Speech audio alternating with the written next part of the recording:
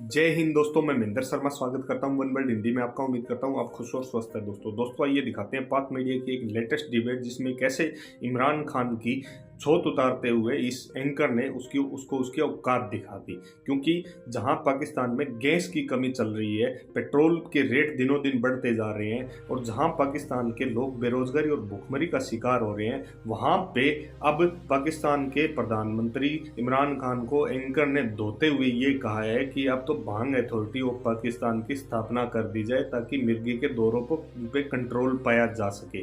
तो दोस्तों देखिए कैसे पाकिस्तान की प्रधानमंत्री इमरान खान की चमची भी बरस पड़ी, कैसे इंदिरा गांधी से कंपेयर करते ही पाकिस्तान के प्रधानमंत्री इमरान खान की ये चमची एंकर पे भी बरस पड़ी। तो दोस्तों देखिए डिबेट और कमेंट में अपनी प्रतिक्रिया जरूर दें। लास्ट में आपसे रिक्वेस्ट करूँ, चैनल पे नए हैं, चैनल को सबसे पहले सब्सक्राइब कीजिए, लाइक शेयर कमेंट जरूर कीजिए। दोस्तों जय हिंद, वंदे मातरम, भारत माता की जय। दोस्तों उन्होंने ये भी शिकवा किया कि हम्माद अजहर साहब उनका टेलीफोन तक नहीं उठाते, जिस पर हम्माद अजहर साहब ने कहा कि मैं हर रोज आपको मैसेज तो करता हूं, लगता है आपके पास मेरा कोई और नंबर है जिस पे आप मैसेज किए चले जाते हैं। अब इस बात पर आदमी क्या कहे, मां सिवाय इन्ना लिल्लाहि व इन्ना इलैहि राजिऊन के।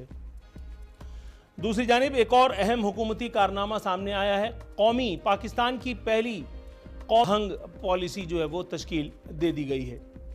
कौमी भंग पॉलिसी की तश्कील के साथ साथ एक और तीर मारा गया है। अब हम भंग अथॉरिटी भी जो है वो बनाने वाले हैं। मुल्क भर के भंगेड़ियों में भंगेड़ी हम उस मखलूक को कहते हैं जो भंग पीता है और मस्त रहता है। जाहिर है कि भंग पिएगा तो ना होश में रहेगा, ना सवाल करेगा, ना हुकूमत की पुअर गवर्नेंस की तरफ तवज्जो जाएगी, मस्त रहेगा। जैसा कि बुजुर्ग बता गए हैं कि 3 किस्म के मस्त होते हैं, हाल मस्त, माल मस्त और खाल मस्त।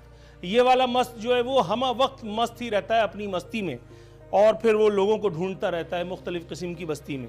सरमायाकारी के हुसूल में मुआविन होगी ये भंग अथॉरिटी, और ये भंग वाली जो कौमी पॉलिसी है ये हुकूमत का कहना है। इस पर अमल दरामद कितना होगा और ये बात दुरुस्त कितनी है, ये आने वाला वक्त बताएगा। दरियासना एक अजीब सनसनीखेज किस्म का इंकशाफ हुआ है। हुकूमत की जानिब से भंग पर और भंगेड़ियों पर तवज्जो देते ही अजीब अजीब किस्म के फयूज व बरक़ात भंग के सामने आने लगे हैं। अदालती रिमार्क सामने आए, बताया गया कि भंग एक कुव्वत बख्श शय है। यानी हैरत की बात नहीं, ये बिल्कुल ऐसे ही है कि आप किसी प्लम्बर से अपने पेट के दर्द का इलाज कराने के लिए चले जाएं। क्या आप ये रिस्क लेंगे? यहां तो आपको लेना पड़ेगा। आपको बताया गया है कि भंग एक कुव्वत बख्श शय है, तो क्यों ना इसका इस्तेमाल ही किया जाए। दूसरी जानिब एक और रिसर्च, मेरा ख्याल है ये रिसर्च भी इस खास वक्त के लिए रोकी गई थी और अब जारी कर दी गई है, ताकि कौमी भंग पॉलिसी और कौमी भंग अथॉरिटी के साथ साथ इसको भी जारी किया जाए और लोगों को पता चले कि भंग कितनी ज़बरदस्त किस्म की चीज़ है और अब तक हम कितने बड़े अहमक थे कि जो इस नेमत रब्बी से महरूम रहे।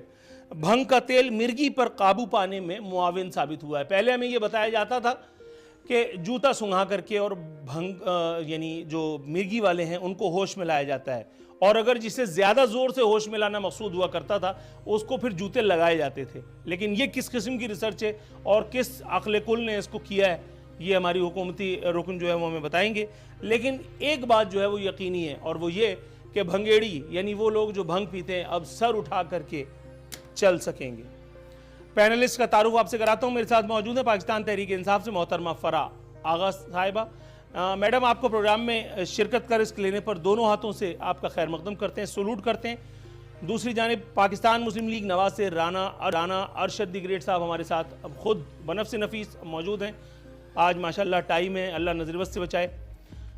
तीसरी जानिब पाकिस्तान पीपल्स पार्टी से हमारे प्रोग्राम में जलवा अफरोज़ हो रहे हैं बैरिस्टर आमिर हसन साहब।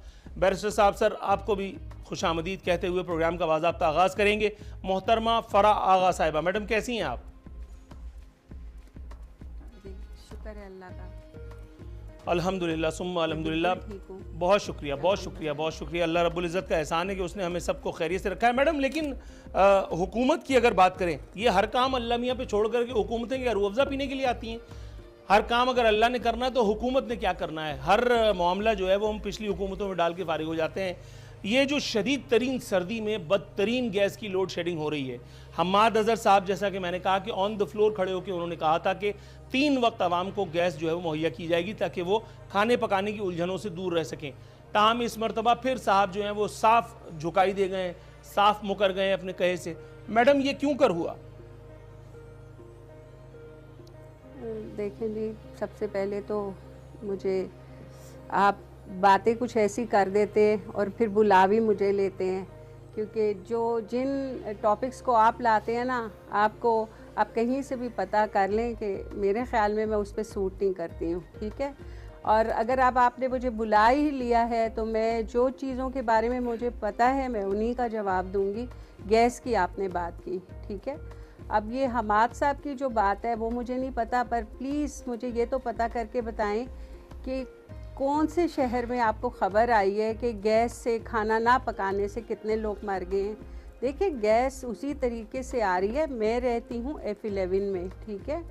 F11 को बहुत एक इलाका समझा जाता है जहाँ पे दुनिया की हर नेमत हो, लेकिन मुझे भी वहाँ गैस नहीं आती। इश्यूज़ तो हर तरफ है ना, गैस की कमी तो कोई अब से नहीं है, पिछले 20 साल से ये चली आ रही है, तो उस वक्त भी पूरी नहीं हुई। अब ये एक कोशिश पे लगे हुए टूटे फूटे सिस्टम को ठीक करने पे।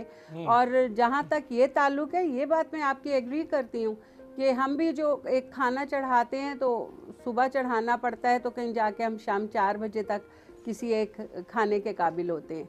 वो बातें आपकी बिल्कुल है, लेकिन आजकल क्या नहीं आ गया। आजकल आप सिलेंडर पे खाना पका सकते हैं। मैंने 2 सिलेंडर रख लिए। हम लोग तो बस तनकीद करते रहते हैं, बस हमें और कोई काम नहीं आता। हम कोई पॉजिटिव बात लेके इस शो में नहीं आते। बस सिर्फ ये है कि हमने बंदूकें तान लेनी है और फायर फायर फायर कर देना है। बात सिर्फ इतनी सी है कि आप ये देखिए कि गैस या तो हो ना, हमेशा से सर्दी के ये जो 2-4 महीने होते हैं, बिजली पे भी तो बहुत कमी आई ना। मुझे अच्छे तरीके से याद है 2018 से पहले इस कदर लोड शेडिंग होती थी कि एक ज़िंदगी अजाब हो जाती थी, लेकिन अब उसमें कमी आ गई। अब इसी तरीके से जो गैस के मामलात है, हालात गैस के, तो ये आप बिल्कुल ठीक कह रहे हैं कि गैस बिल्कुल ख़त्म होती जा रही है। अब उसका क्या ये कर रहे हैं, हालात कैसे ठीक करेंगे, क्या करेंगे, लेकिन मैं ये बात मानने को तैयार नहीं हूँ कि गैस की वजह से किसी का खाना नहीं पक रहा और वो भूखा मर रहा है। अच्छा मैडम, आपकी बात को थोड़ा सा मैं कता कलामी की गुंजाइश निकालते हुए, जहाँ तक आपने कही नहीं मानने की, एक और खातून थी, आपने नाम सुना होगा, इंदिरा गांधी। वो मरती मर गई, लेकिन उन्होंने मान के ना दिया कि मकबूजा कश्मीर जो है वो कोई डिस्प्यूटेड एरिया है। तो ना मानने पे तो आप कुछ नहीं कर सकते। बहुत सारे लोग इस धरती पर सीना ज़मीन पर रह करके और अल्लाह रब्बुल इज़्ज़त को मानने से भी इनकारी होते हैं। तो बहरहाल क्या किया जा सकता है। लेकिन जहाँ तक आपने बात की मेरे सही होने की, नो यहाँ पे रुक जाएं आप ये बात नहीं कह, नहीं आपने देखी, थोड़ा कुछ नहीं है। आपको मेरी भी सुननी पड़ेगी। आप बिल्कुल गलत बयानी से, आपने ये फिक्रा कैसे मुझे इंदिरा गांधी से कैसे कंपेयर कर दिया।